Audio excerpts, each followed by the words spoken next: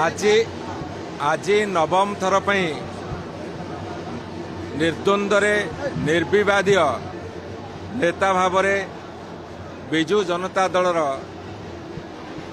सभापति भाव निर्वाचित होला परे गोटे आह्वान रखिंट केंद्र में जो भारतीय जनता पार्टी सरकार अच्छी एवं ओडिशा रे जो भारतीय जनता पार्टी सरकार अच्छी ओडिशार लोकंकर हक रु तांकर न्याय्य अधिकार रु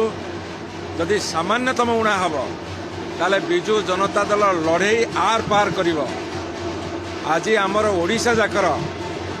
जेते सब राज्य कार्यकारिणी सदस्य माने आसीथिले उच्छ्वसित संबर्धना देइछन्ती सते जेमिति शपथ नैछन्ती ओडिशार भारतीय जनता पार्टी सरकार को हटेइबे एवं दिल्ली अवहेला विरुद्ध में निरंतर लड़ाई जारी रखिबे। शाणी तो हवापी आज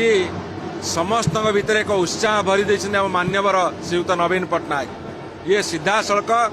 केंद्र सरकार ओडिशा को क्रमागत अवहेला ता सत्रे ओडिशा रे जो सरकार अच्छी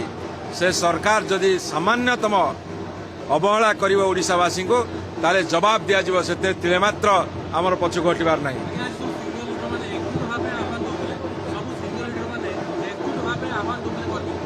सबु सीनियर लीडर माने एकस्वरे कहिसंती नवीन पट्टनायक नेतृत्व में दल आहुरी मजबूत हम आहुरी लड़ाई हम